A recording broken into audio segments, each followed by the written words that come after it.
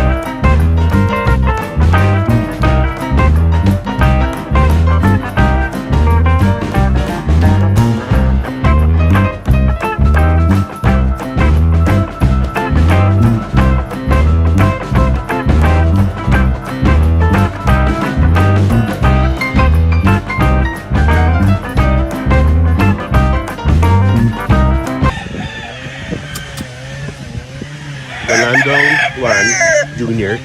Ito ang gusto ko ipalit. Maganda pong katawan nito, buong buo. Kita mo yung shoulder niya, broad shoulder siya, high station, corn yellow feet. Kaya lang yung buntot niya, it's not so long because he's only about 7.5 months old.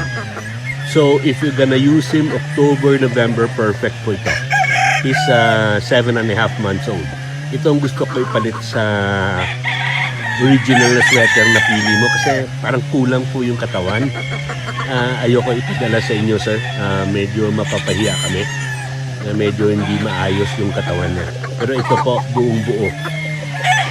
This is the 7.5 months old po. Good morning po, Mr. Lucas.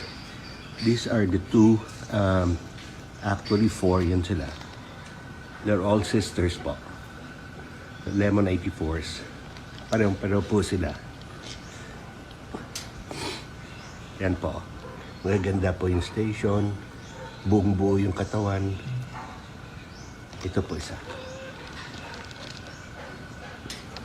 Yan o. Magaganda po ito. Well balanced. Bata pa po sila, mga 1-year-old. So, this is where I will choose the two Lemon 84s for you. These are pure lemons, Ducalci lemon, bullet. There. They're all sisters.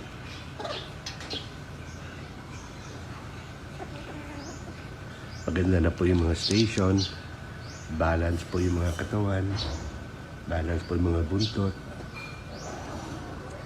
Pwede, ready to breed na po ito. Yan. Ducalci lemon. These are pure lemons. Ducalci lemon. Bullet. There. They're all sisters.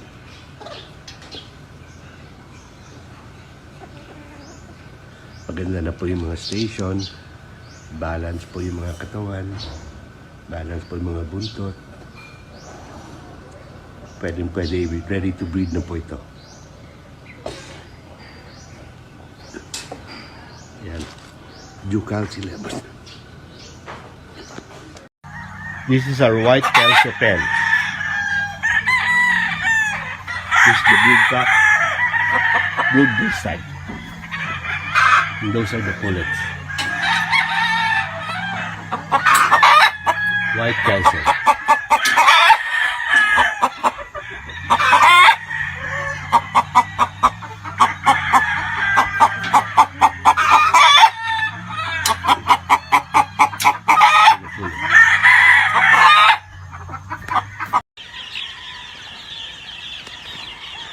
First time to be let out. This is a month and 3 days old. There.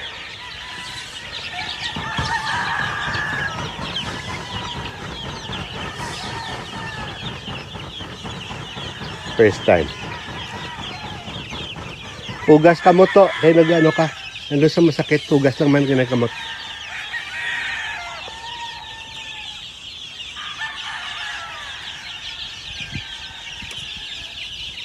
More than 400 chickens.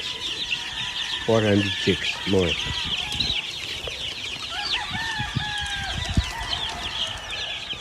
First thing they did was to eat grass.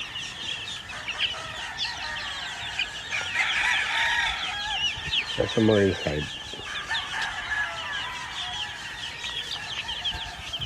Iya, sir ya. Nagki mo.